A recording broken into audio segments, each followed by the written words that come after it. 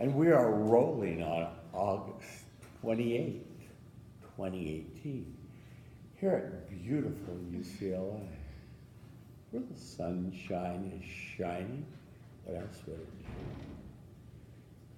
And we have a beautiful campus. I hope you've enjoyed it, looked around, and didn't put your earbuds in. Notice the beautiful trees and bushes and people that populate our beautiful campus.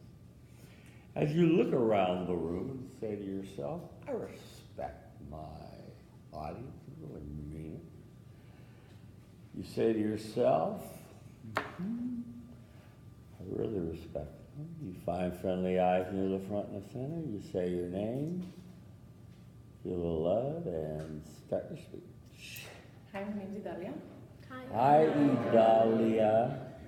Have you ever lost someone or something that it took you maybe years or more to get over? Well, in the film that I watched, $1 Million Baby, she loses the ability to completely move, and her dream was always to become one of the best boxers. In this film, it made me feel sad, happy, and angry. And the reason it made me feel happy, which was one of my first emotions throughout the film, was because she was a dedicated athlete.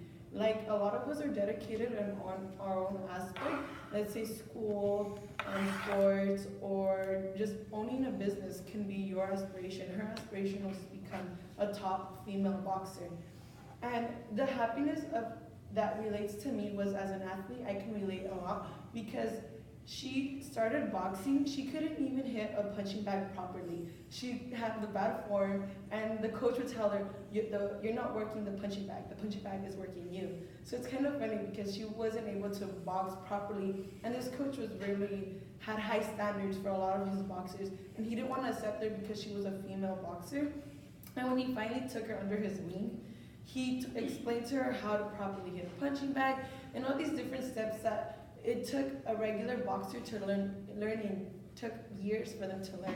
And she was able to capture this and learn because she was extremely dedicated. She worked day and night, and literally blood and sweat she was pouring out in the ring. And this allowed me to relate because as an athlete, it took a lot of hard work to make it to Division I, especially as a goalkeeper in soccer. You have to be really tall and extremely agile, and a lot of my coaches would tell me, oh, you're not tall enough to play for Division I, or you won't make it to a Division I. And so when they told me that just pushed me more to work harder, because when you tell me I can't, I'm gonna say, well, maybe I can, and I'm gonna work for it.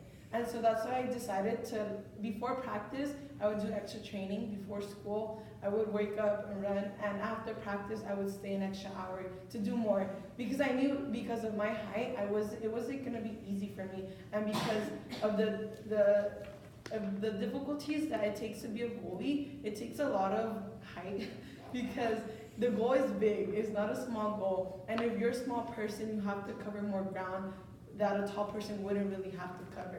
So when she was able to get that ability to fight, and she got 12 knockdowns in a row, that was an extreme accomplishment for her. And so when I realized that I made it to UCLA, it's one of the best academically and athletically schools known in the country. So when I knew that I was on the team, it was such a great accomplishment. It made me so happy. So that was one of my, the reason I related so well to why she was so happy in being able to knock down 12 women in a row, and me being able to play for Division I. Then comes the sad. And the reason it made me really sad was because this was a championship fighter that she was going against, and this was one of the most important fights for her.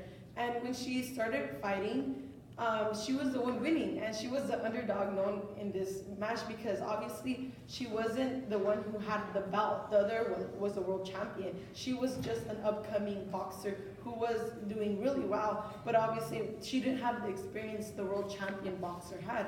So when they were fighting, she actually had higher points, Maggie was her name, the underdog. She was beating the world champion, and this was amazing. It was happy. But the world champion was known to be a cheater, to be dirty, and to be unfair. And this caused a lot of drama in between the boxing ring, because when the ref would turn his back towards the fight for 1 second, she would either elbow her in the face, do anything to try and get her out of balance, and to make her lose. Obviously. And at one point, when she almost knocked her down, and she turned around to look at her coach and go like that, because she was so happy she was beating the world champion. And the boxer comes from the back and literally hits her in the face when the bell already ring. This is like completely out of line. And there's a chair they use for boxing when they sit down. They had pulled it out, and when she knocked her down, she fell into the chair and just broke her neck. When she went to the hospital, she lost all the ability to move from her neck down.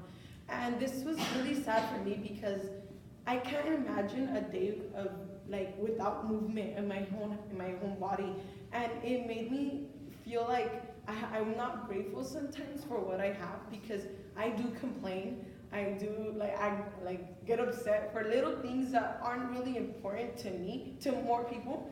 And if you realize that we are super fortunate to have the ability to walk, the ability to run, the ability to write, to read. She lost everything, and it's so sad when you see someone who worked so hard, who had so much dedication, to just lose it because of someone else's decision.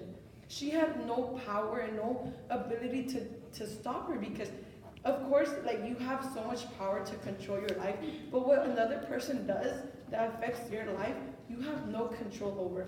And it's disappointing to me that someone who's so dedicated lost everything in a matter of seconds.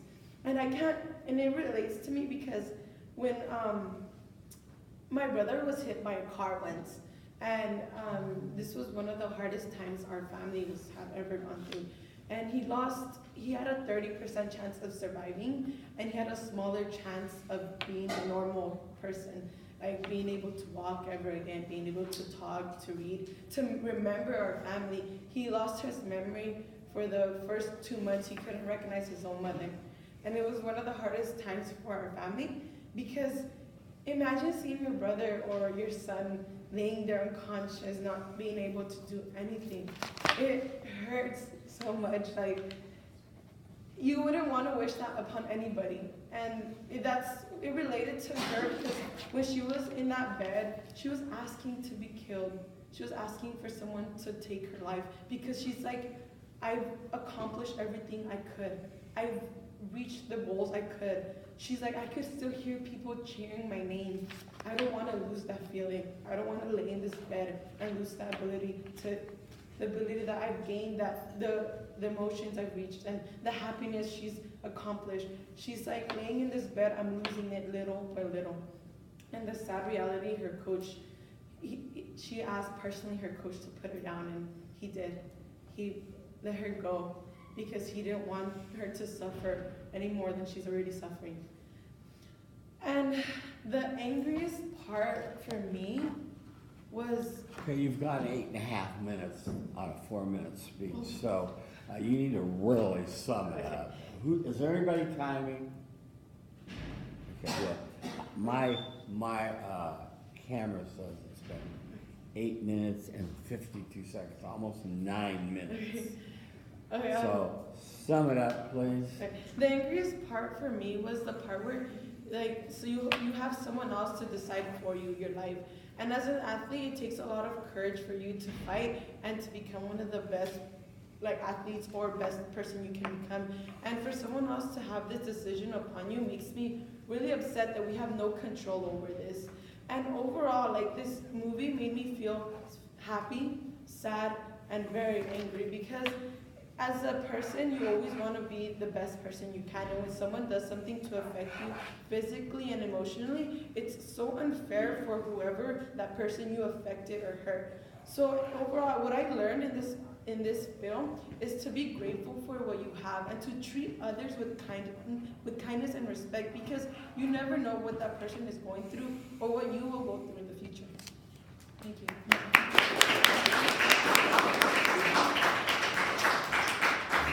10 minutes. Who has an Apple Watch tea time? Yeah, I can. What happened? My voice is just lost. I didn't know. Can you just time it? Okay. Yeah, I'll time it and she'll scream it too. What'd you like, sir? I like that you spoke with a lot of emotion. You really showed emotion throughout your speech, kind of smiling, laughing along the way. And I think you have the quality of being like a good pep talker and like hype person for your team. So Thank you. Ruma? Hi, Christina. Hi, Christina. So I really like that you did a lot of experiences that you've gone through and how you relate with the movie. However, you did tend to talk about the movie events a long time, so maybe you can just cut that out, or make it shorter, not cut it out, make it shorter. Talk about your own personal experience. Yes, okay.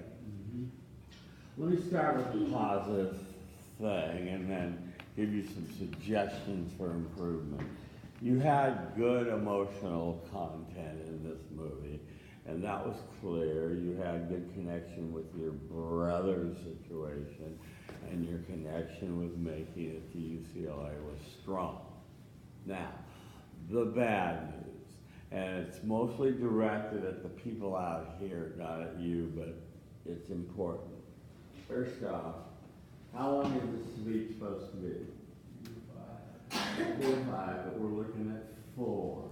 We have such a large class, okay? So that means time it. Check your time. And I will stop you at 5, okay? So, forewarned is forearmed. How long did I say your movie summary was to be? How many sentences? 1, 2, 3. 2. 2 sentences. So remember to really follow directions. Could you please all, I'm being pedantic now, could you all please say that aloud? How many sentences should your movie summary be? 2 sentences. Okay? That would have solved all your problems. You love the movie so much you wanted to give us the entire plot. And so when you watch yourself over that way, go this way. When you watch yourself tonight on YouTube, you see you essentially gave us the entire movie.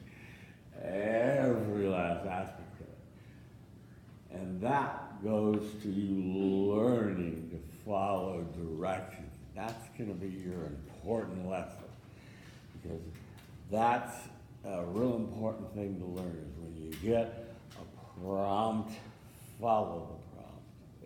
Exactly. Okay. You have, let me say another positive thing.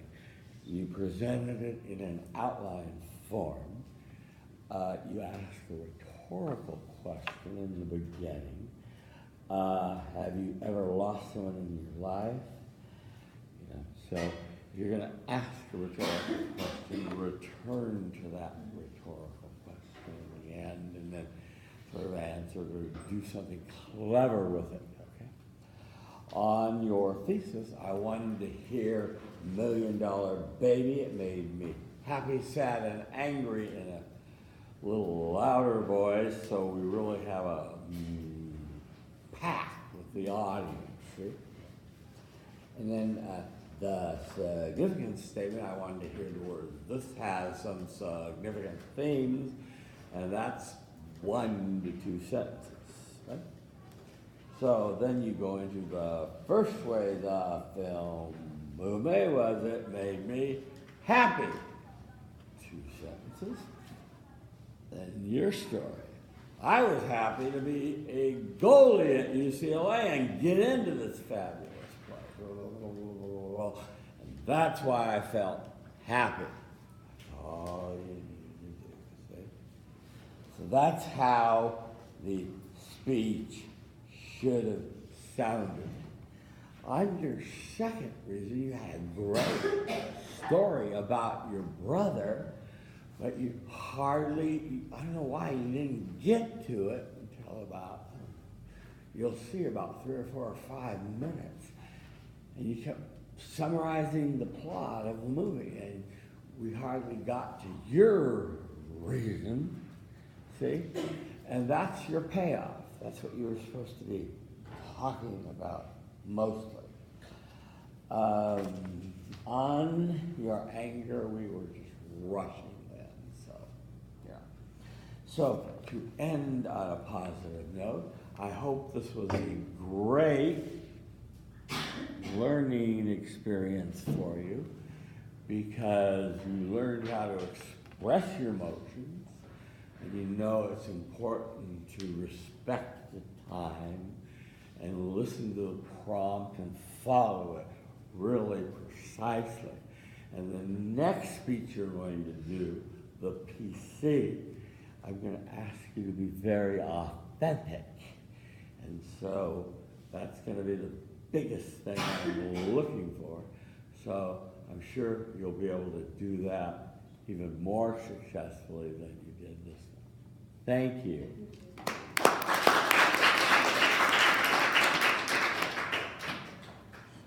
Okay, do we have another volunteer? Thank you. Let's hear it for the volunteer. Great. I think she needs to zoom out. Give me a moment, just chat with them. Great weekend. Right there is good, but Back up here. no, you're perfect. I don't like people against the wall because it looks like you're afraid of your audience. So you're good now. And Jade, are you good, or Yeah, I'm timing. it's Nia that's timing? Yes. We're doing it together. Nia, don't call me Nia. Okay. And is it Nevin, your first name, or Jane? Nevin is my first name. Nevin stands in the power center, swaying a little to lock your legs a little bit. Yeah. He's managing to communicating respect, finding friendly eyes at the front and center, saying they feel a love that you're speaking. Oh, and if it gets at 5, tell me it's 5, okay?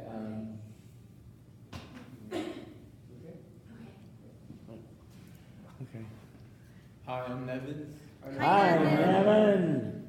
So, Rafiki once said, "The past can hurt you, but if up to me, you can either run from it or you can learn from it." Now, you might be asking yourself, who's Rafiki? Is he a student of Aristotle? Is he related to Confucius? I'm sorry to let you know, but he's actually a talking baboon from an animated children's movie. The film that moved me was The Lion King. It made me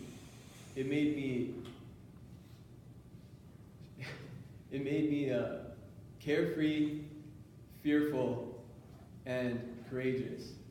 Peter Plagans, a Newsweek film critic, said The Lion King is a film that will be slipped into a generation's VCRs, as it is a film that speaks to the grown-up, responsible adult that's in the kids of all of us. So the film follows Simba as he makes his journey through adulthood when his father dies and his life is thrown into a state of confusion. The first way this film moved me was that it made me feel carefree. The reason it made me feel carefree was in the scene where Timon and Pumbaa first meet Simba, they say the words Hakuna Matata. The reason that resonates with me is because when I was a kid, my summers would be jam-packed with activities. I would be forced into going to summer school in the morning, baseball in the evening, and Boy Scouts at night. So one summer when my parents forgot to sign me up for a class, I actually got what I always wanted, freedom. So they decided to leave me, a 10-year-old version of me, home alone. And with that in mind, I wasn't sitting by the river eating bugs. I was sitting by my TV eating junk food. But for me, that was an important moment. It gave me something I always wanted. Time to relax, get away from all the stresses of being a kid. And that's the same thing Simba wanted. He just wanted to get away from the stresses of being the heir to the throne of the animal kingdom. The second way this film moved me was that it made me fearful. when the incident in the film that made me fearful that was when Nala comes back, Simba's childhood love interest, and she asks him to return to the animal kingdom. Simba doesn't want to, scared of what he has to find and facing his uncle Scar, even reminiscing on his father's death. And the reason that incident resonates with me is because when I was in middle school, I decided to join the basketball team. And like most people, I was the first to hit my growth spurt. So I became the starting center of my school's basketball team. But what happens in middle school is other kids hit their growth spurt too. So eventually, other kids became faster than me, taller than me, and stronger than me. But instead of facing the challenge and dealing with the challenge of fighting for my center position, I decided to give up. I just asked the coach to put me back in the role of a bench player. And the scene resonated with me because Simba is fearful of change and what he doesn't know. I was fearful of being inadequate and not living up to the expectations of my coach and my teammates. The third way this film moved me was that it made me feel courageous.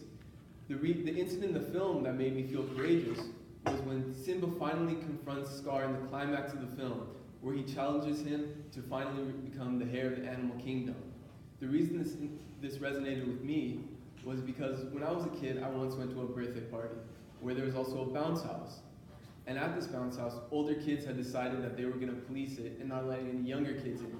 Inspired by my favorite comic book superheroes, I decided to suck it in, go up to them, and stand up for my cousin. And for a brief moment, I knew what it felt like to be a superhero. About 5 minutes later, I got beat up. But that's not the point of the story. The point of the story is that I stood up against the unknown, just like Simba did, as he finally faced Scar. In summary, this film really moved me. It made me feel carefree, it made me feel fearful, but it also made me feel courageous. The Lion King isn't just another kid's movie or a film about growing up. It's a film about taking responsibility that comes with adulthood. And when Rafiki says that you can either learn from the past or you can run away from it, the only true answer is to actually learn from the past.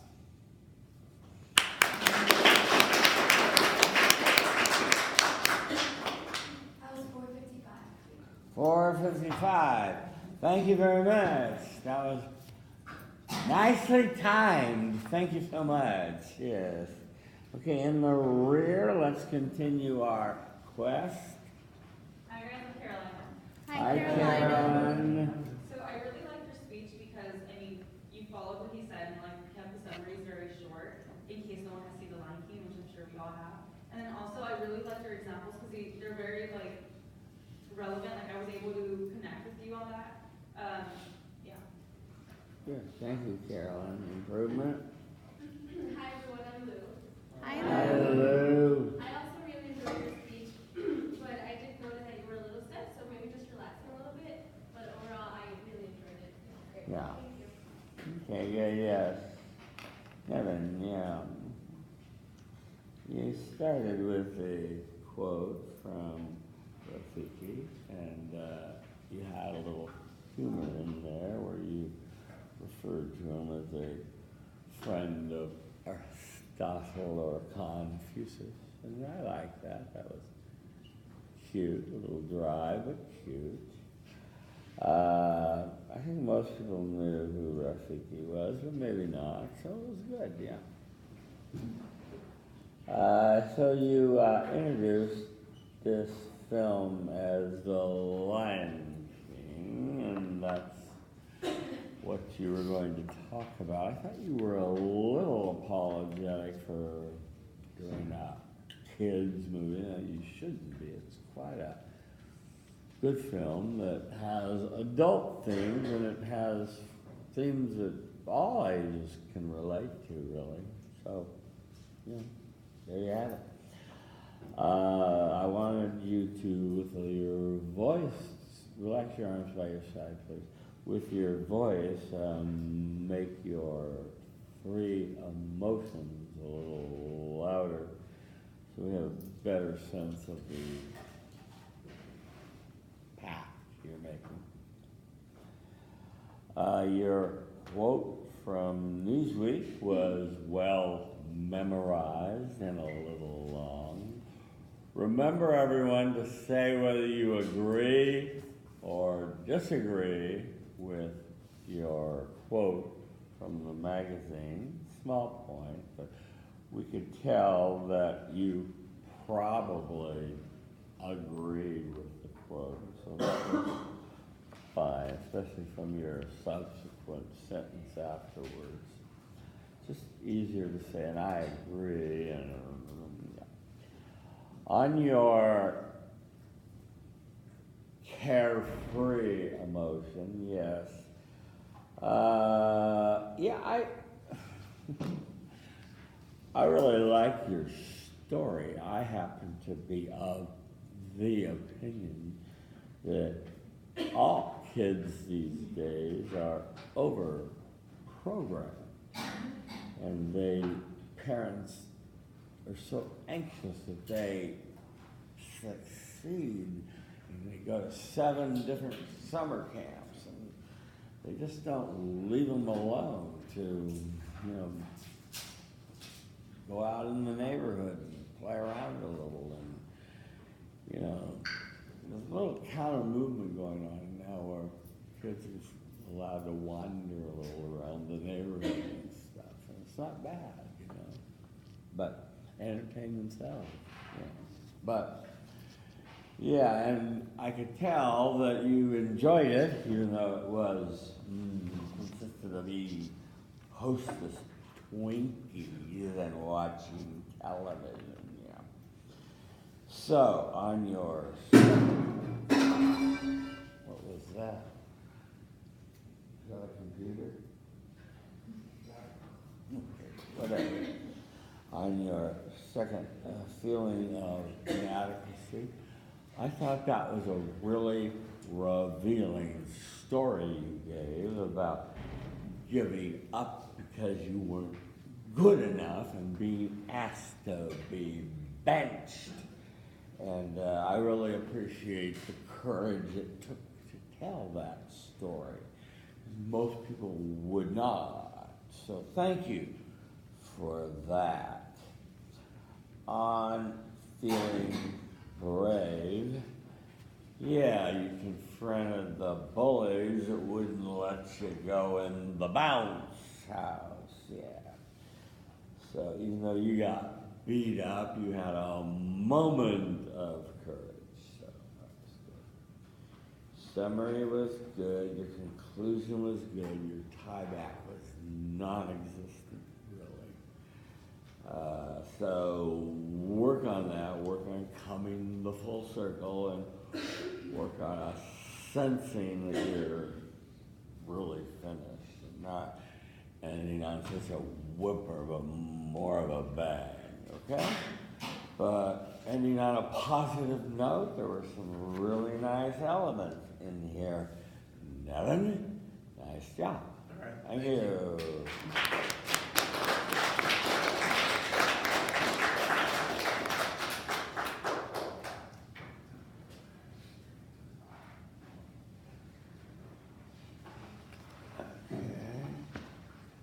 Any more volunteers in the house while I check the air conditioning?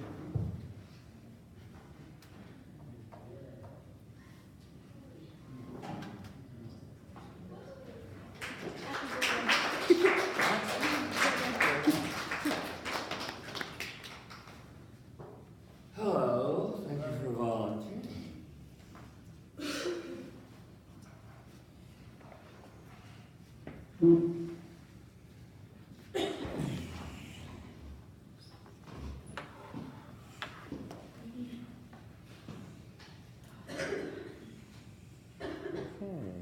Nick.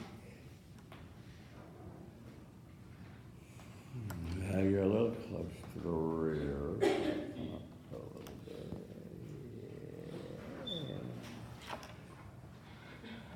Yeah. Nick, eyeball upon you. Pretty much. Good. Mm-hmm. Stands before us, managing attention, communicating respect and really meaning it, finding friendly eyes near the front and center, say your name, feel the love, start your speech. Good afternoon, everyone. My name's Nick. Hi, Nick. As a very wise and powerful Kung Fu master once said, yesterday is history, tomorrow is a mystery, but today is a gift, and that is why we call it the present. That quote comes from none other than Master Ucla, one of the many animated characters in the film Kung Fu Panda.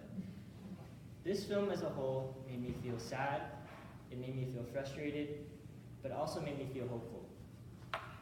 Especially the main character, Po, who I followed on his journey to become the Dragon Warrior. Mary McNamara, a LA Times Pulitzer Prize-winning journalist, said the following of the film. Kung Fu Panda is one of the few shows that has a certain level of diversity built in.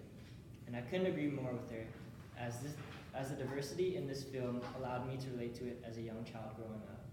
Especially because at that point in my life, about a decade ago, I had never really seen an Asian-oriented film produced by a major American studio. Now, the first emotion I felt when watching this film was sadness. As Po was going through his journey to become the Dragon Warrior, he encountered a lot of obstacles, especially those from the Furious Five, which were the other leading candidates to be the Dragon Warrior. But they put him down and really criticized him for his appearance and for his clumsiness. Of course, for me, I didn't really have the same experience, but I definitely did have points where I felt sad. In middle school, I'd always take the bus to and from school. Now, as a 6th grader, I would be sitting up front, while the cool kids, the 8th graders, would be sitting in the back. Of course, most of the time I'd be engaged in friendly conversation with my peers, having a good time, but sometimes we'd just be too tired to talk. And at that point, people would start to bust out their smartphones, like this one. Of course, me being the person I was, I had a Samsung flip phone. And every day, I'd either make conversation with my friends or try to play Brick Breaker on my phone, of course, which I got bored of really quickly. But I had a good friend named Jack, who I'd always sit next to, and I'd be able to get a glimpse of him playing new games on his iPhone, but you know, it never really replaced the fact that I didn't have one myself. Of course, my parents didn't let me get one because they thought it'd be too big of a distraction, and they were probably right, but at the same time, I still felt sad regardless. Now, the next emotion I felt was frustration. And I think this also relates to sadness because during the movie, not only does Po face a lot of criticism from his peers, but he also gets physically beat down during the movie. During one of the training sessions where he had just been called the Dragon Warrior by Master Ucla, he is just physically battered left and right by obstacles in the dojo. At that point, he is just really frustrated with himself and the fact that nobody really believes in him. An instance where I also felt frustrated was back when I was a kid. The very first time my father took me fishing. Now, it was a Sunday morning, and we had just gone to the Sports Authority store to pick up some supplies, back when brick and mortar stores were still the norm, I guess. And after that, you know, we went to the beach and we sat on the pier together, where I started fishing, and it was my very first time. Of course, after a couple hours, nothing really happened. But then there was this one moment where something tugged onto my fishing rod, and I start to reel it in, you know, hoping it's a big fish. It's tough for me to reel it in, but as it gets closer to the shore, I kind of make out a shape under the water, but I still can't see how big the fish is. Of course, when I pull it up, a second later, it turns out to be a duck. Just my luck, of course. And, you know, I had nothing to show for that day, and the fact that I had also ruined a duck's day just kind of frustrated me too. The final emotion I felt was hopefulness, though. And at the end of the movie, Po goes back to his father to seek advice.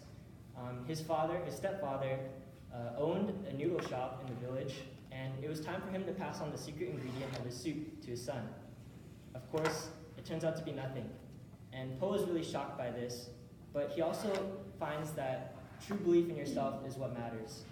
And for me, moving into the apartments this year, you know, it was hard for me to really believe I could leave the dining halls and cook for myself because, you know, I'd never really done that before.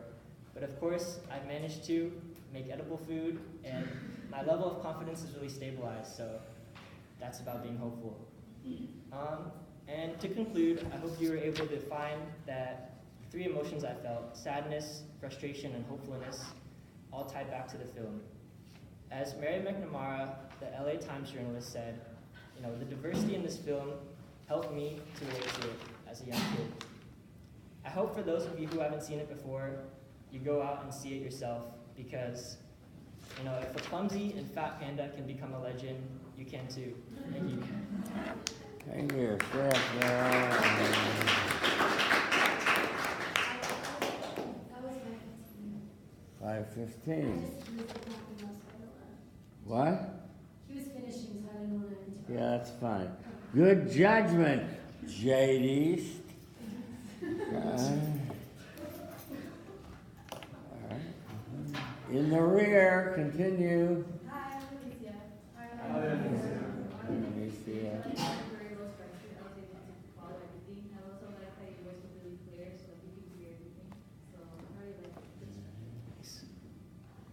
Thank you, Anicia. Improvement? Hi, I'm Dalia. Hi, Dahlia. I really like your speech, but I think you could feel a little bit more emotion, like facial emotion. It was a good speech and you had good parts, but I think if you would have like raised your voice or had certain like different variations of the speech. Okay, good. Yeah, Nick, the comment that was just made, even though it's not a positive comment to start with, it's a good one that you should take to heart and work on an emphatic style of delivery, going louder, softer, faster, slower, so you're more interesting to listen to, okay? I liked your speech. It was direct and to the point, and you didn't stress, this is a children's movie or anything like this, so that was good. You almost forgot your film review and you got it in at the end, so that was good. It was better late than never. On your feeling sad, yes, that was well put. On frustrated, I like that one too, and the same with hopeful. Those were succinct and well put. Summary good. I like for conclusion there should be no doubt in this room. And rename the film really did move me, so we know it's clear what your central thesis was. And your tieback was fine, so let's just get some more vocal variety and passion going in your presentation, and it'll be a better speech. Thank you. Thank you. Okay, do we have another volunteer? Okay. 2-minute break while you find a volunteer.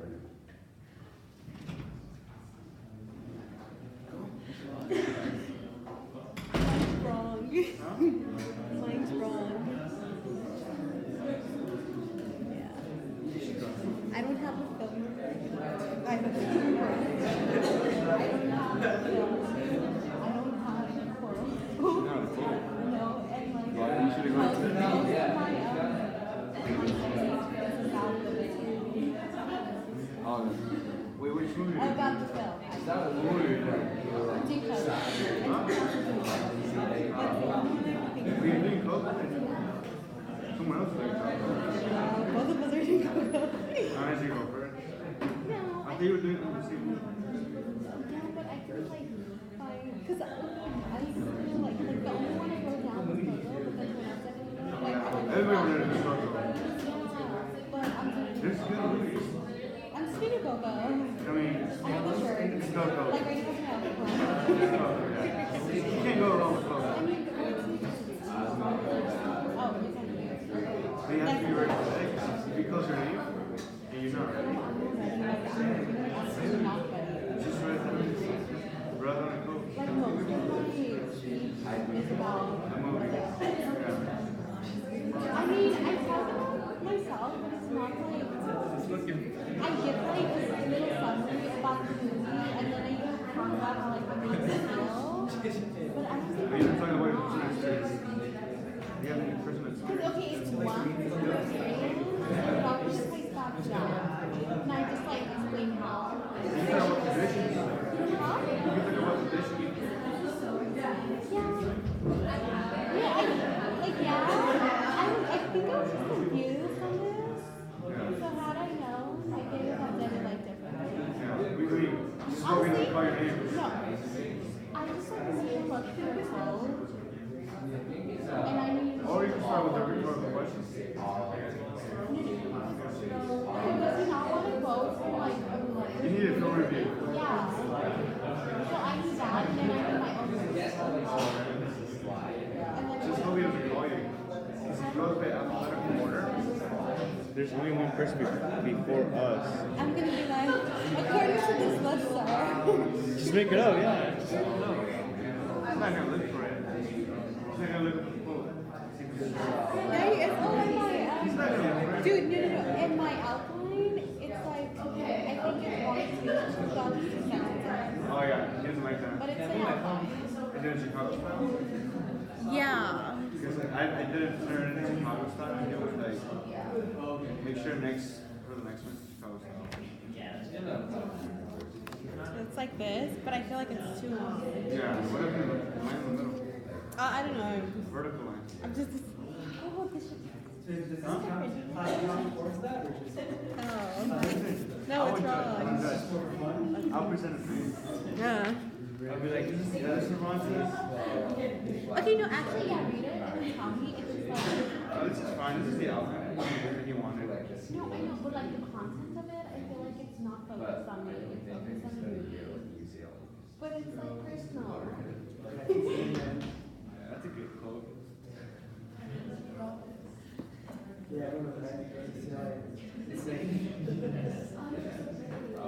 You cried?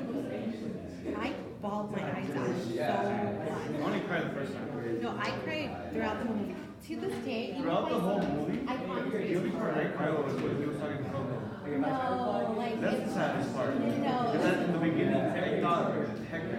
no, it was all very emotional. Like to this day, if I just see like videos, okay, so when I doing get sad when when doing the review, I literally looked up like little snippets, little trailers, and I would bawl at them. It's not that sad. It has a happy ending. No, it does, but it's still sad.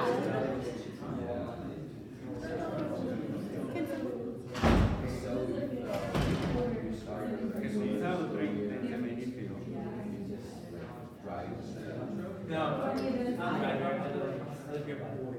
Oh, do you know what he means by like significant statement? Yeah, that's just your film review.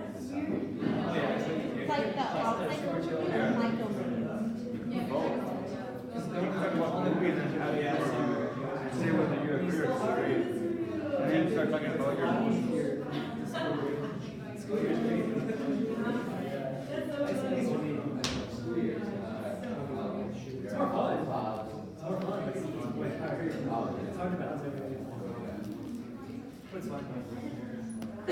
That's a good person.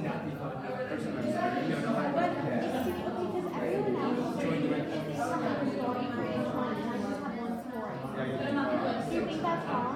So I don't think it's wrong. I just feel like it's not enough about my personal story. But then I feel like it is because if I like. Because everybody has to talk about their personal experience. But okay, like, do you think it's not enough?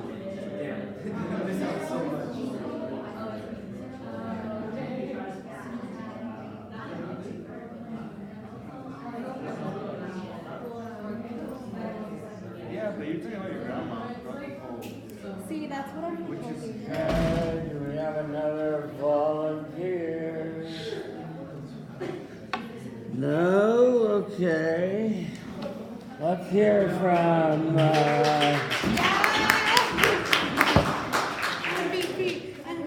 Hello. Thank you for volunteering. Oh, I was just gonna call on you. Well, let me get some select it up there.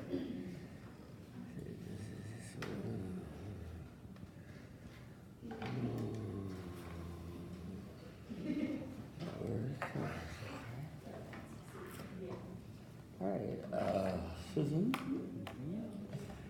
From the power stance. Are all eyeballs upon you? Mouths shut? Great. We play in respect non-verbally. Say your name, feel the love, say your speech. Hi, I'm Susan. Hi, Susan. So author Jojo Moyes writes phrases like, I love you more than anyone else, and you're the only reason why I want to wake up in the morning. This kind of dialogue, paired with phrases like romantic film and chick flick, make you think you're in for a movie that's going to be all about romance and a plot that's going to end in happily ever after. However, Kate Stables from Sight and Sound magazine better described it as a cheerful and tearful chick flick about Lou and how her life transforms with her relationship and how it changes her emotionally and materially. And I agree, the film is much more than just a romantic film that'll make you cry. It's about growth and seeing how circumstances change you. So today I'll tell you about how the film Me Before You helped me feel self-conscious, motivated, and hopeful. So the film made me feel self-conscious in a scene in which Lou is asked, what do you do with your spare time? And she says, I read books, I spend time with my family, and I watch my boyfriend run. Not particularly interesting, really dull, and it made me realize that I was actually really dull my first year here at college. I was so preoccupied with not failing that I was studying all the time and limiting how much time I was spending with my friends. And so I realized in that moment that I was living a really dull life, just like Lou. And so it made me feel self-conscious about my life decisions. The second feeling that I felt was motivated. Lou realized that Will was contemplating death and she wanted to change his mind, so she dedicated herself to figuring out how to accomplish that. And it reminded me of when I used to volunteer at Ronald Reagan. I would walk across the halls in the pediatric department and see how bleak it was. The children were kind of withdrawn and kept to themselves until someone would walk into their room. I could say something as simple as, hi, how are you? Or do you want to do something today? And you could see them light up. They'd get the sparkle in their eyes, their personality would shine through, and I knew I had made an impact. And it motivated me to pursue the career as a nurse and work hard towards achieving that. The third emotion that I felt was hopeful. While Lou's plans didn't necessarily go as she had hoped, she was able to grow from it and take a valuable lesson from it. And it reminded me of a time when I was in high school and had my hopes that I'm going to the East Coast for school. I was super excited. I was going to go across the nation to get some freedom. I'd experience different seasons. I'd see the snow. I had all these plans, and then I got rejected. So my plans were shattered. I felt heartbroken. I didn't know what I was going to do. And then I realized I still had other options. I had other schools I could go to, and I could learn from it and grow from it. And so that's what I did. And it makes me hopeful that I can grow from obstacles I face, much like Lou did in the film. And ultimately, I've shared with you the way the film has moved me. It's made me feel self-conscious about my life decisions. It's made me feel motivated to pursue my career and hopeful that I'll continue to grow as a person. And there's no doubt in this room that the film did truly move me. And while I didn't get the romance story that I thought the author had promised me, I did take a valuable lesson away from it, and I learned that you can grow from the things that come your way even if they aren't what you think you need at the moment. Thank you. Thank you. 329. Thank you. In the rear. Hi, my name is Nevin. Hi, Nevin. I really like how you describe each of your experiences, even though I haven't felt that way before. I was able to connect with them and resonate with each of your stories. 1911, improvement. Hi, Jeff. Honestly, I really liked your speech. You didn't really have much that I thought you could have done better. Maybe a little more like excitement, like when you were talking, but other than that, I thought you had a really good speech. Okay. Not a bad thought, but you were pretty up for the speech, Susan, so that was good. A little longer, a little more development in some of your ideas would stretch it out another minute and a half, make it more, we call it adequate development. Arthur Jojo Moyes,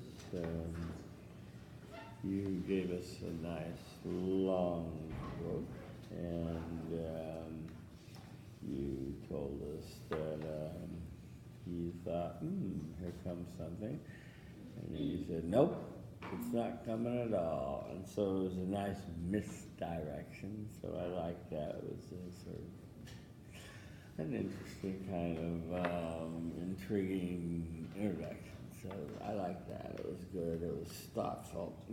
And your thesis preview was fine. Your significant statement, which you quoted the author and said, you agree. Thank you. First one, yeah. And you felt self-conscious, watched her boyfriend run and read. Wow, how interesting. Like watching grass grow. Yeah. And you admitted that your life was equally dull, which I appreciate you being so honest and being determined to do something. So that was, I like the honesty of that. That was very good. Unmotivated, yeah. Plot summary a little long for what we got out of the payout, but I would have liked more of what you saw at Reagan Pediatrics, and there's a lot more to tell. I've been there too. I had to go there every day when my mother-in-law had cancer, so I spent some time in there. It's very the reality check of the highest level, there but for fortune, Anyway, I would like to have had more detail there. On Hopeful, you didn't get into Duke, and so you were sad, but you got over it. And you made the best of the next thing you wanted to do. And I think that's fine and good. And your summary, conclusion, and tieback to Kate Stables were all excellent. So good job, more passion. And a little more vocal variety would be helpful, and more adequate development so you use the full time. Thank you, Susan.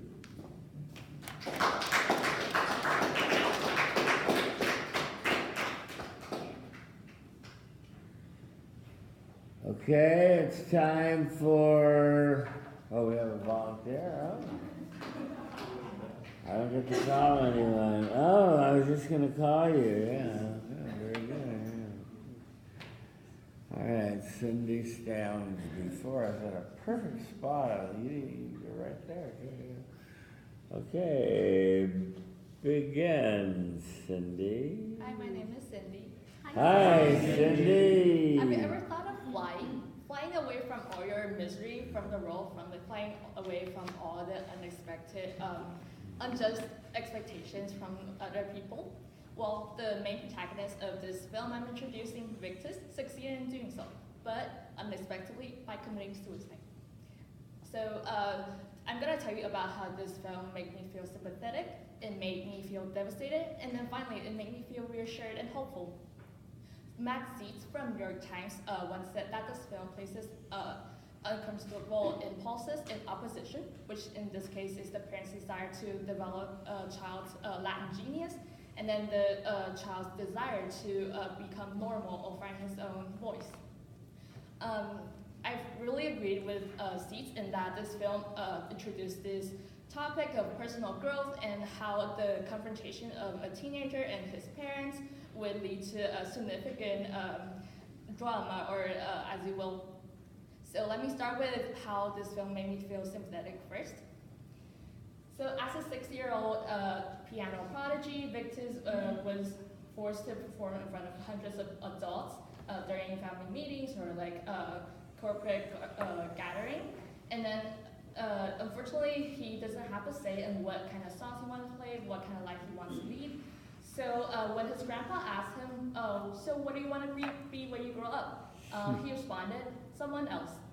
The weight of these two words really hit me because during my childhood, I remember not being able to have a say in my own route as well.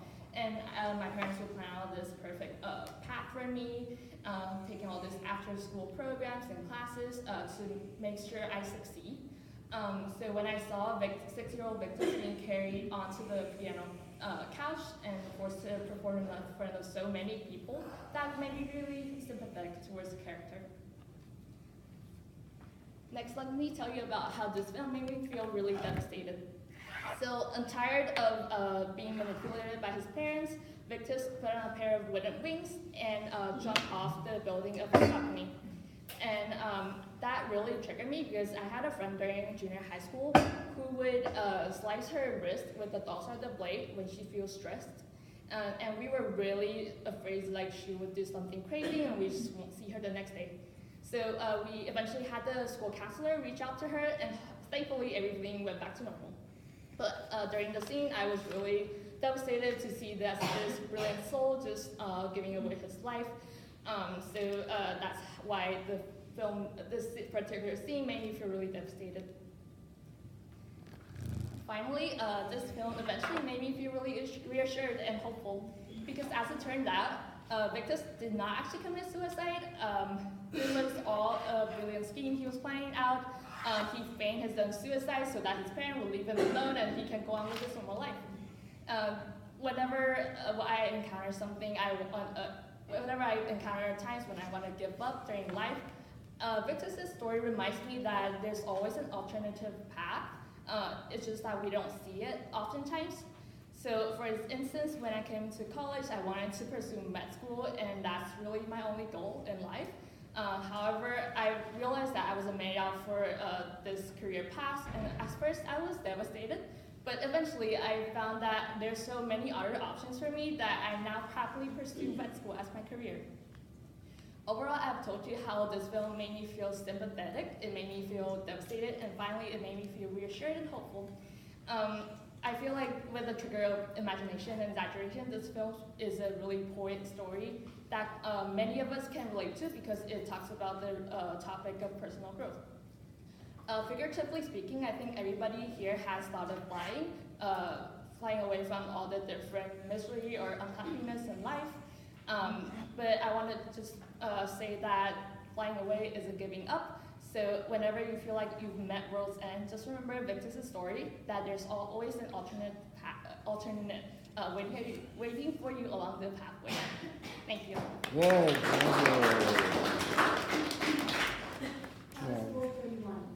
It was what? 421. 431. Thank you, JD. In the rear. Your voice is loud, your logic is clear, I love your speech, and I think you can be more relaxed for a little bit. This will be better. Improvement. I'm Gavin. Hi, Gavin. So you spoke really well. I really like your speech because it has a very clear structure. But I feel like maybe I suggest that maybe next time you can focus on the transition from one place to another place, you can talk about what you're talking. It can be more natural. Yeah. Okay, that's not bad. Yeah, Cindy, you started with flying, and we all want to fly away. Please don't print on the back of the page, single-sided, please. And you ended with flying, so you had a nice tie back. I sort of know what the gentleman is saying about you're a little stiff in your delivery, so if you could relax a little and be a little more natural, that would be great if you can pull that off. I like the film that you brought forward today, and you told us sympathetic and devastates you and reassures you, yeah. And you agreed, thank you, with the reviewer of the film, so you did that correctly, so that was all good, yes. I like the way you self-revealed how your life was pretty structured up, and that can't be fun, right? And the second one, devastated of the girl, trying to take her life and stuff is not nice. So that was well told. And then the third one was clever and good and so forth. Your summary was good. I like, as you've heard me say to others, there should be no doubt in this room that your themes and things really did, the film by us really did. Your tie back was good. So you did a good job. Just try to relax a little and you'll be fine. Thank you.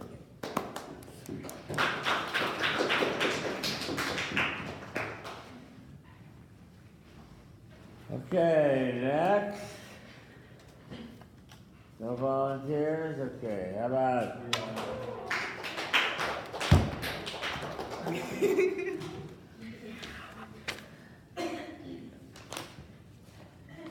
You're not next.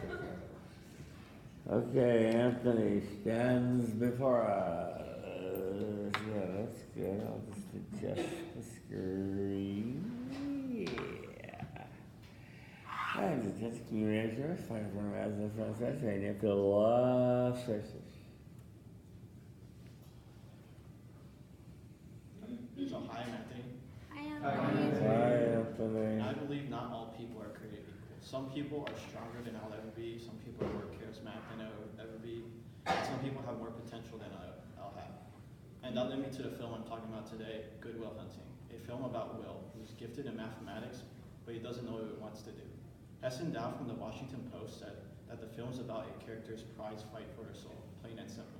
And I agree, but I would also add it's about appreciating those around you. And I'll talk to you about how this film made me feel motivated, how it made me remember, and how it made me grateful. So how did it make me feel motivated? The scene that did this was when Will's talking to his therapist, and he just finds out he's just too afraid to go out and try and do it. And I don't want to be like that. My first year at UCLA, all I did was go to class, work, and that's it. But this past year, I did something that I never thought I would do. I joined a dance team. And it turned out to be a great decision because not only did I find a new hobby, something I enjoyed, but I met some of the best friends I've made here. And in the fall, I have my doubts, but I will be trying to join a competitive team. I have doubts about whether I'm good enough or whether I have time, but I definitely want to try because I'm motivated to do so. And so I'll talk to you now about how it made me remember. And the scene that did this was perhaps one of my favorite scenes ever. This one, Will's talking to his best friend, Chucky. And Chucky explains that, unlike Will, he doesn't have the gift in mathematics, doesn't have the potential to do more. He says that tomorrow he'll be 50, and he'll probably still be working construction and hanging around. And so, I'm from Highland Park, a neighborhood northeast LA, mostly Latino. I'm one of the few Asians there. And When I got to UCLA, a lot of people said that they were happy for me that I would be moving on. But they told me to come back and visit them. Come back and visit them. And so what that means is that they realized that they probably wouldn't be moving on anywhere. They'd still be there. And honestly, this scene made me remember that today, a lot of them are actually working construction and still playing soccer every day. And that's a lot different from the community here, where a lot of people are actually traveling the world, having fun. And it just made me remember the community I'm from, and how it's different from where I am now. And so I'll talk to you about how this film made me grateful. This scene, the ending, if you haven't seen the movie, too bad. But the ending, Chucky goes and finds that Will's not there. He's left. He's moved on, and Chucky's happy about it. So before college, my main close group of friends, we've all known each other since elementary. At least once a week, we just go to one of our houses, hang out, play Mario Kart, just talk. But the week before college, we go to college, we left knowing that we wouldn't be able to hang out all the time. And honestly, I felt grateful. Why? Because I knew they'd be moving on to something better. And I knew they were grateful because, well, they didn't say it, I just knew it because it's a friendship where you don't have to say gratitude, you don't have to express gratitude to know you're grateful. And so this scene, or this movie made me feel grateful for everyone that has been there since before college and growing up.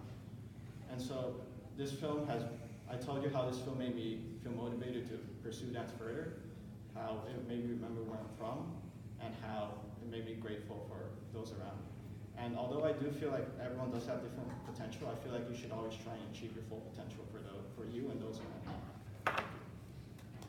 Thank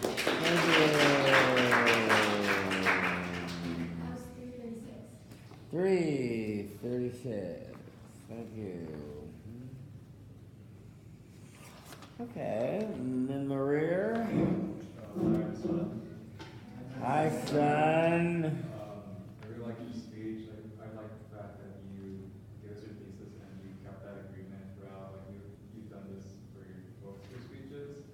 I also like that like the first time your speech was pretty short and you didn't really know the ideas. I like the fact that this time you talk more about them. The real stuff, huh? Okay. Improvement. Hi, Nicole.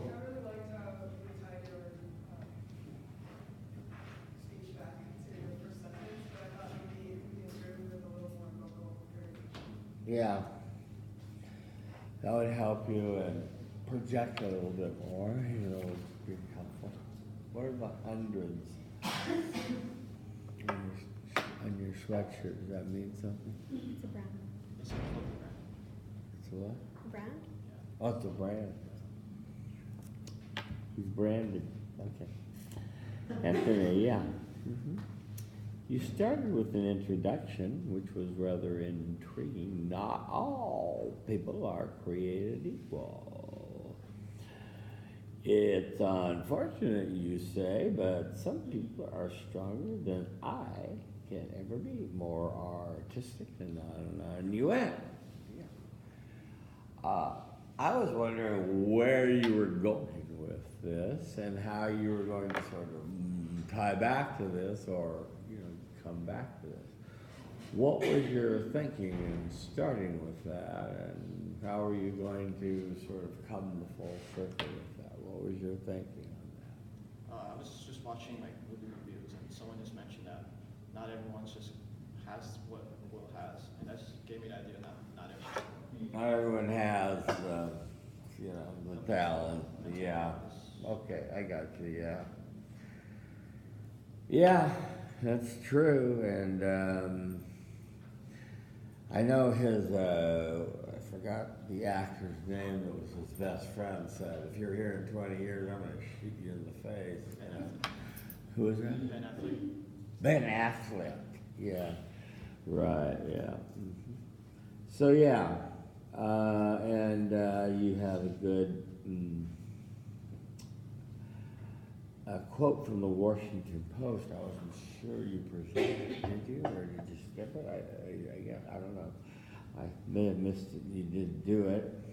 I think I did. You put it in? Okay, great. On your first feeling of being motivated, you talked about doing nothing but work your first year and finding new passions. And your second was remembering where you were from, and that was pretty good. I liked your story about, Northeast Los Angeles, and don't forget where you came from. That was good. On your, this is a great movie, by the way, that you chose. If people haven't seen it, I recommend it. It's got so much to say about so many things. I think Robin Williams won the Academy Award for his performance.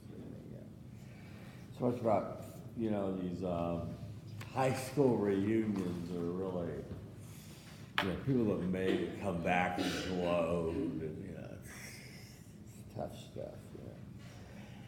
And your ending on your third emotion was good, so that I like that. And you had the good Chicago style footnoting. So this was all good. I'd like to just see more energy. And, other than that, it was a good job. What was the time you gave me on this again? 3:36. 3:36, yeah. So you could give us a few more details. Thank you very much. Anthony. Okay, Anthony. Let's see. Do we have time for one more before I show the model? Yeah. Or should I show the model and then we'll do one more? Yeah, let's show the model. Okay, could you please take out your prompt? Does everyone have their prompt with them? Does anyone need a copy of the prompt? You do. Okay, voodoo, you do. All right.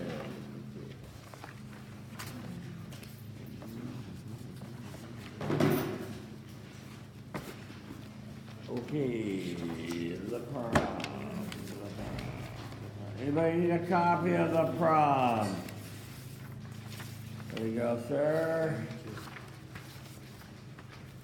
All right, you can write on this for what I'm about to share with you. In our current speech, we are learning to make an emotional connection with our audience so that we're connected in that way. That's the best way to connect.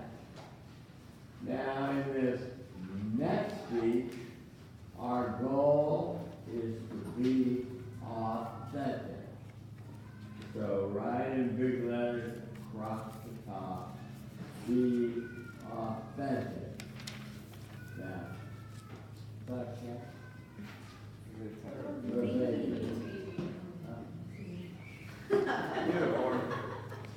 Maybe both. So, what am I looking for? Yes. I'm looking for you in a personal commitment speech to share something very personal that you normally wouldn't share with the world. And this is not going to be shared with the world. This will not be public. It will be unlisted.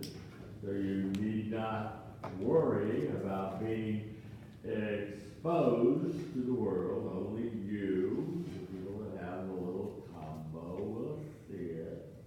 But it's a chance for you to practice being authentic or real. Sharing something that you normally wouldn't share with a group.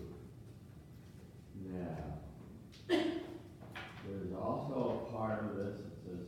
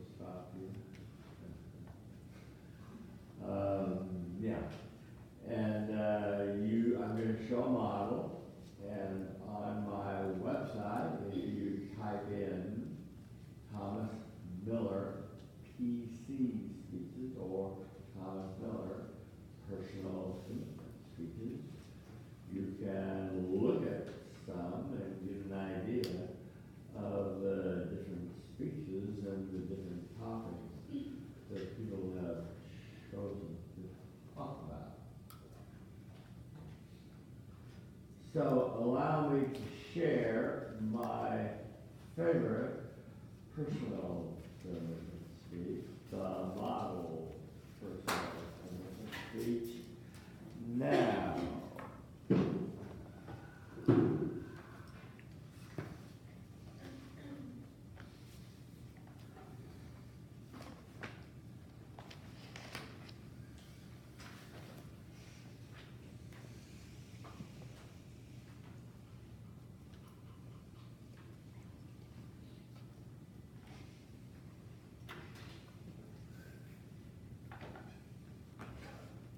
you roll up those curtains of tab, please. It's John.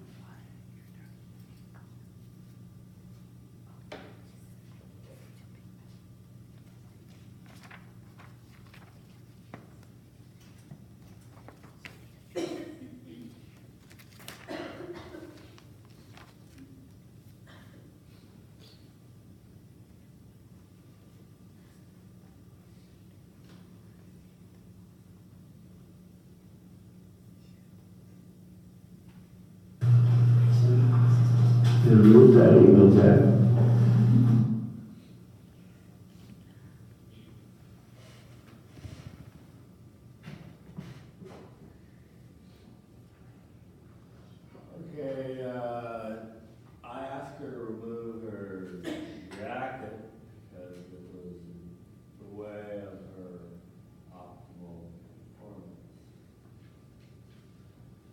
Okay. Now you'll notice if you look over the outline, it's the same 7 parts that we used for the film speech, except for the main body. The main body has 2 reasons you're personally committed to something, and 3 actions you've taken. Theory behind the 3 actions is that actions speak louder than words. There's a little 4th step which you should star, which says how you feel after you take these actions. Make sure you don't forget that fourth step there on page 2. Okay, here we go.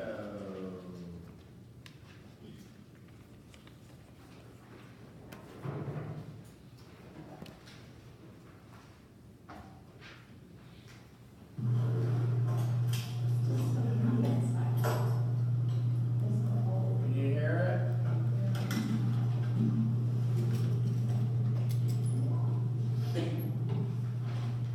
Oh, isn't that a little bit?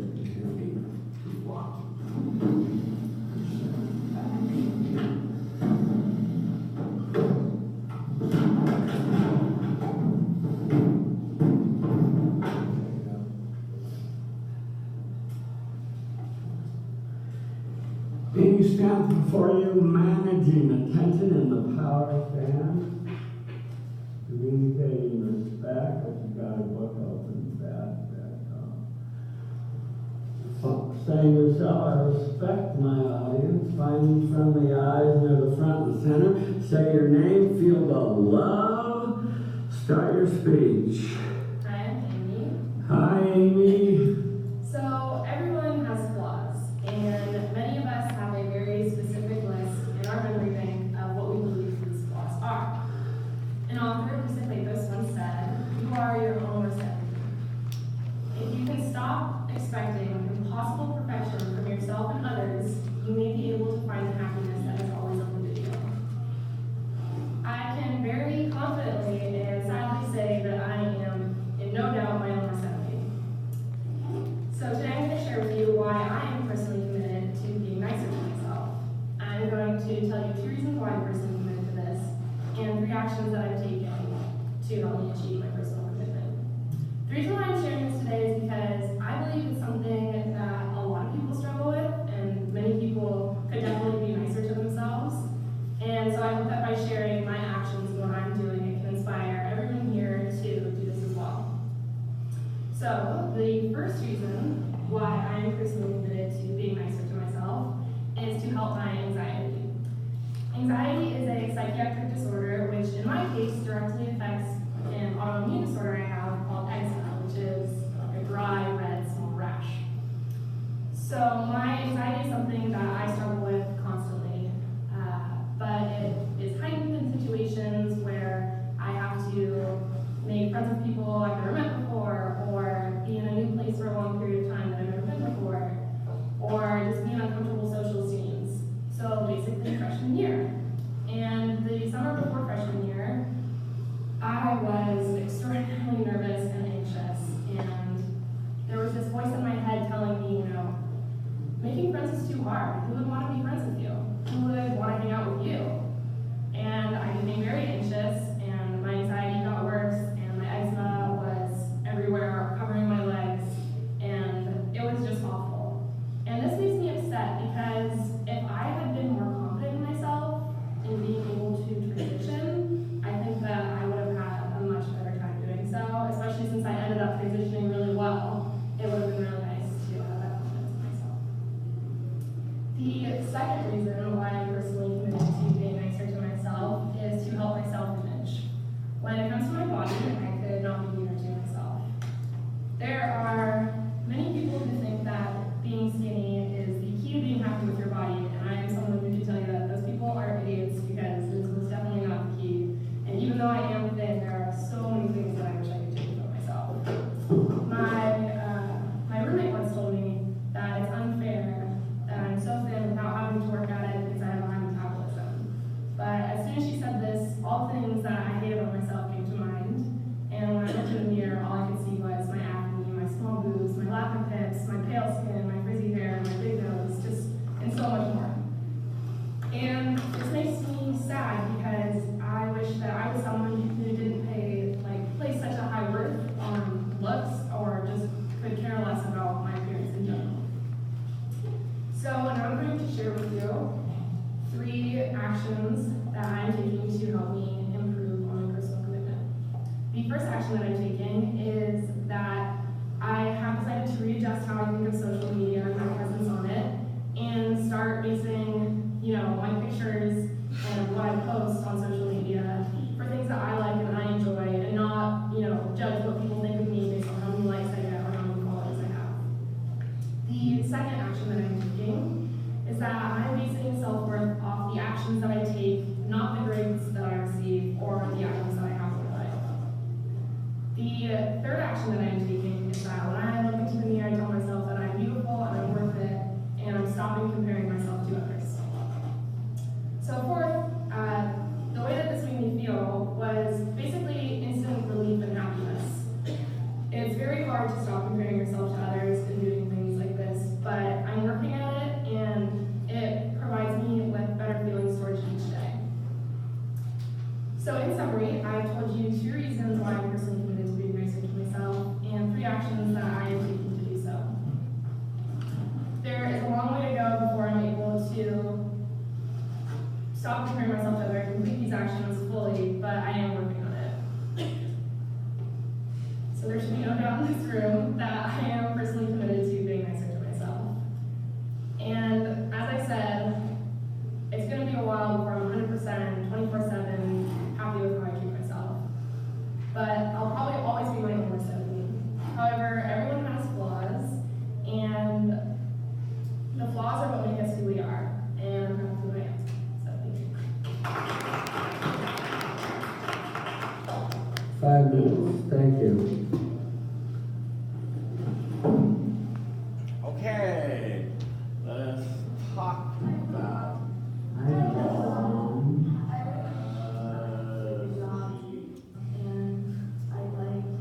let's deconstruct this speech.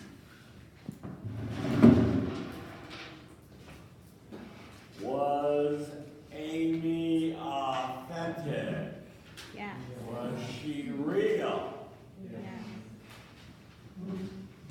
Was she brutally self-honest? Yeah. And that's what I'm looking for, okay? That kind of honesty.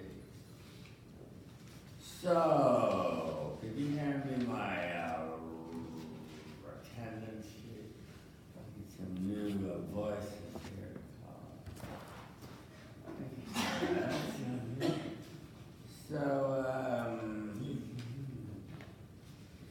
let's hear from, we haven't heard from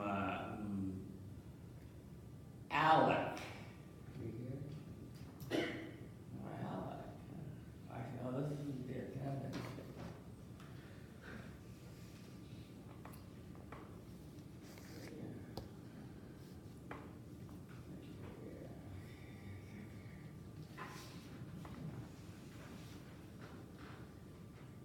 Is Alec here?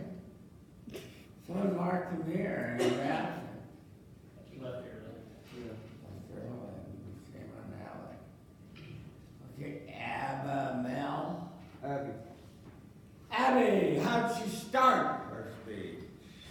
She started with. Stand up, say your name, and tell us that prayer.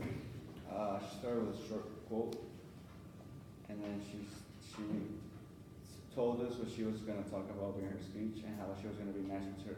She's personally committed to being nicer to herself. Yeah, getting down to the thesis, I just want you to talk about the introduction for now. Okay, thank you, Abby. Anybody else want to add anything about the intro? Okay. Let's go down to the bottom. Don Lee? Don Lee in the house? You lost Don Lee. Oh, Don Lee. Hi, Don Lee. What was her thesis preview? What did she say? What she personally committed to, Don Lee?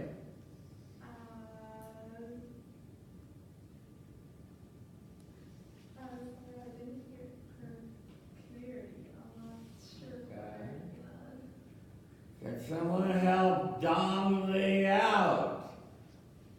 What's she personally committed to? Jade East? Hi, I'm Jade. Hi, Jade. She's personally committed to being nicer to herself. Thank you, Jade. She's personally committed to being nicer to herself. And then she said, I'm going to give you 2 reasons and 3 actions I'll take to achieve my personal commitment. Thank you. You may have a seat. Let's go back up to the top. We heard from Susan today. Oh yeah, you spoke. Down to the bottom. Christina, have we heard from you today? No. Oh, Christina, yes, Christina.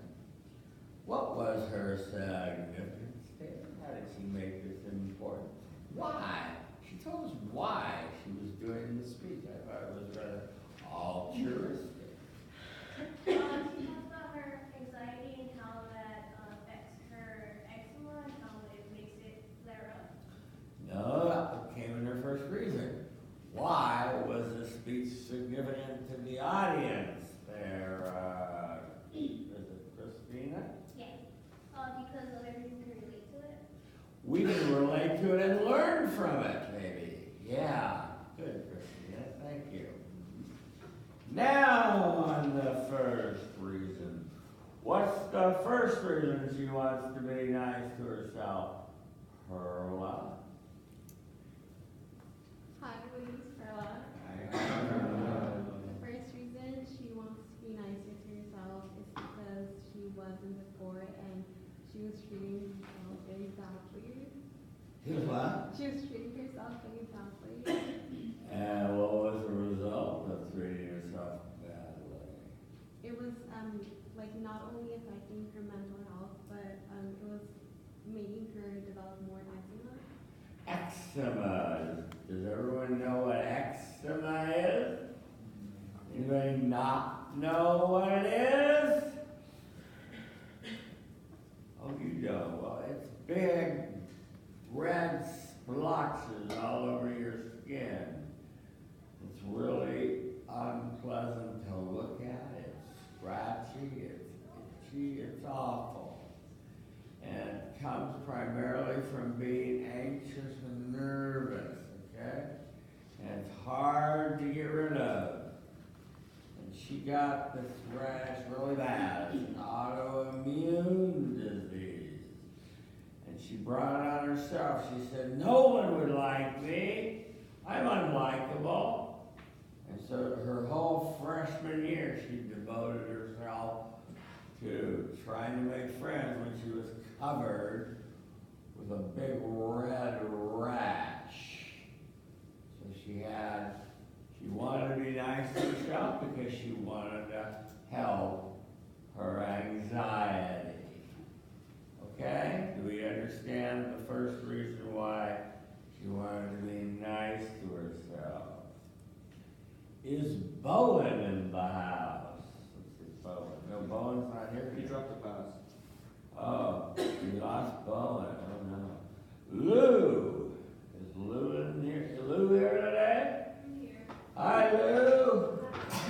How you doing? Okay. What was the second reason that our good friend Amy wanted to be nice to herself? Is it because she stated that everyone has flaws and that she shouldn't compare herself to other people?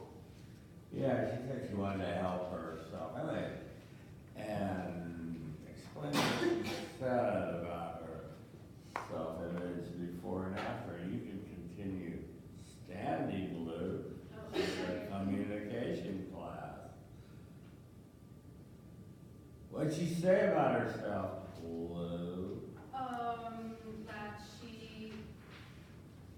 That she's thin, but that she saw other flaws when she looked herself into the mirror. Well, set it out. Her roommate said, you're so lucky. You're thin, you're beautiful. And she went in the bedroom, closed the door, looked in the mirror and said, no, all I see is Acne, long nose, and no breasts, something about her hair. frizzy hair, no butt. She did the whole laundry list, didn't she? I've never heard anyone be quite so honest in public about herself as Amy was. And I asked her if she would mind if I use her PC to inspire others to be authentic? And she said yes, and I was very grateful. This was a real authentic rap, shall we say, vernacular speech, right? Yeah. Okay, thank you, Lou. Okay, well, so now we have the two main reasons she wants to be nice to herself. What comes after the two reasons, Jack? We heard from Jack today? Yeah. You already spoke today? What? Jack? I don't know. Jack, what comes after the two reasons? Well, then she shared some actions she took to achieve. We give our actions that we take. Why do we give actions after reasons, Jack? To show that you're making the effort to, or that you've like identified something that you want to improve on, that you're making the effort to. Actions speak louder than words. And what were her three actions, Jack?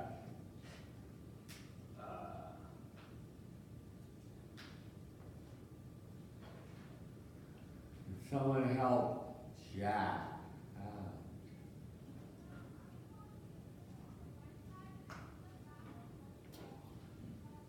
Jade. Hi, I'm Jade. Hi, Jade. I don't know if it was the first one, but it was about social media and changing the way that she looked at it and posting what she wanted instead of basing her worth off of what her Right. Instead of looking at a picture and saying, well, how will this look on social media? She said, I like this picture. It's going up. Okay, second one.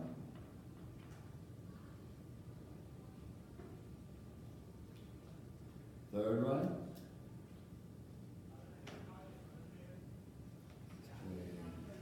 Hi, Brennan. Hi, Carla. So another thing she was doing was she was looking in the mirror and telling herself that she is good enough. Yeah, I'm beautiful. Yeah, I'm good at it. I think I'd like, yeah. And, does anybody remember that other one? The second one? Okay. She's paying attention to what she thinks and not what others think. She's paying attention to her own evaluation of herself. Okay. What comes after the three actions? You say Gen Z?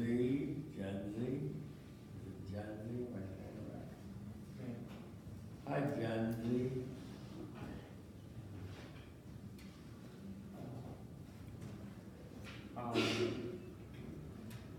I kind of forget about it. No, what's the concept that comes after the three actions? Starts with an F.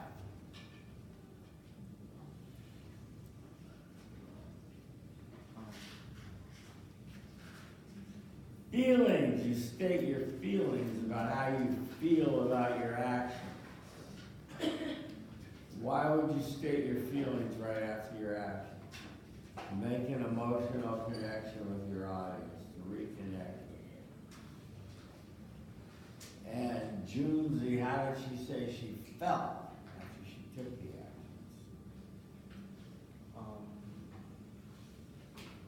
I forget about that. Sorry, me like clearly. She said she felt great. Yeah, Felt great. good. She was good. We don't need to go through the summary, the conclusion, and the tie back. Right? You remember her, anybody remember her tie back?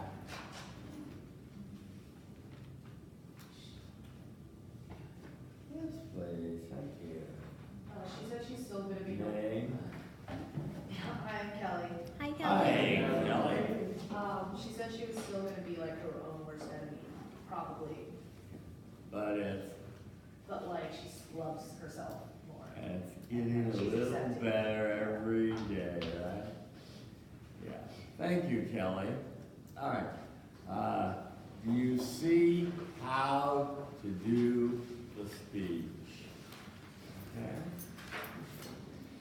Go to Thomas Miller PC Speeches to get ideas for other topics on how to do it and other ways to do it.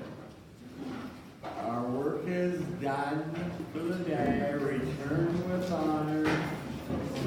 Be sure to time your speeches.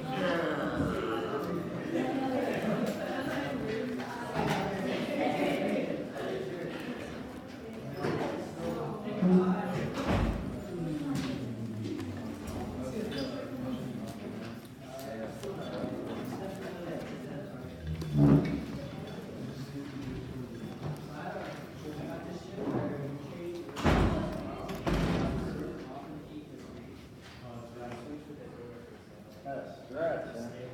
Oh, you're gonna be able to help you? Yeah. Who's gonna help you? Oh, yeah. Thank you. Yeah. I have all You wanna ask me some questions? we'll have a speech. Yes. I'm going on with it. Here's my name, submit. I'm sorry to get that.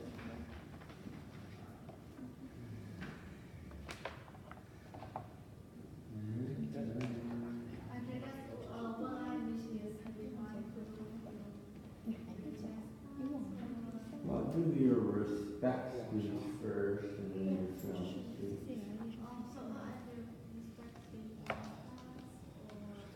If you can help you get ready in time. I'm not sure the respect speech. No, he'll teach you it. You can, on YouTube, you know what YouTube is? Well, here, I'll write this down for you. All right.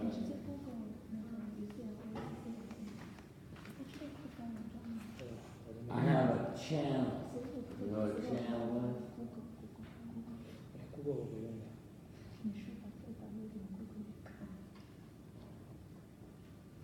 That's my channel, Thomas Miller.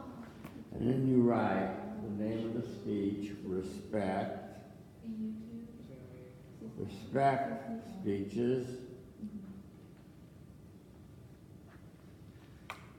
You read my writing here.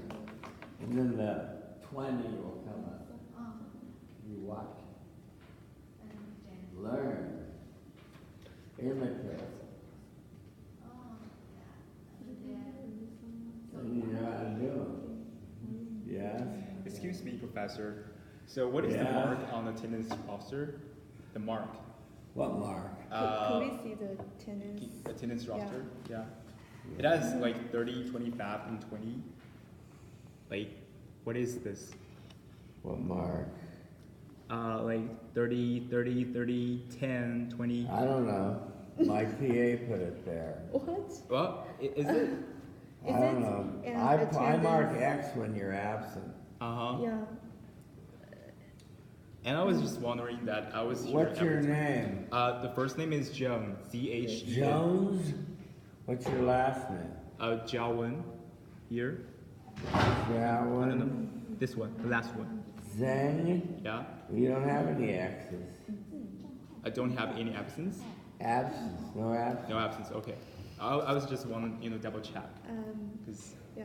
And what's more, I'm sorry that I didn't see here. My name is Li Donglei, and here you put it in here, but I didn't see it, and I kept signing up in the last line. So. Yeah, that's fine. I saw you that's right here also, so. Yeah, that's fine. I'm sorry Don't for worry about that. it. All right, do you have a quick question before I talk to her? Do you have a question? Not really. Okay, good. You have more questions? Yeah, just so I do the respect speech next time, just the Thursday. Yeah. So I just volunteer to come and to do my speech. You good.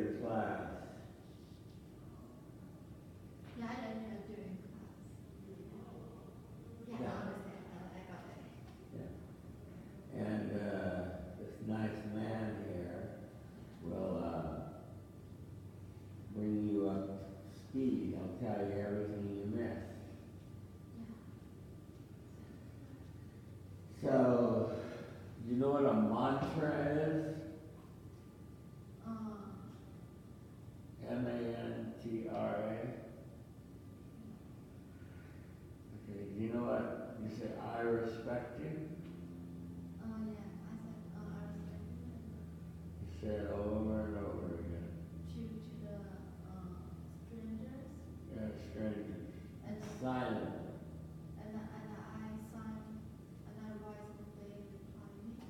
Yeah, but you said silently. You know what silently means? Yeah. What's it mean?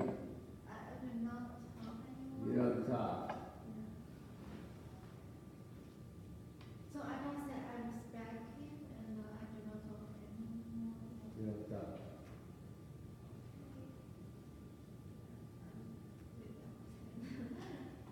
Okay, he'll explain it. Yeah, I'll help you. Okay, so go get coffee and have a good life, don't change.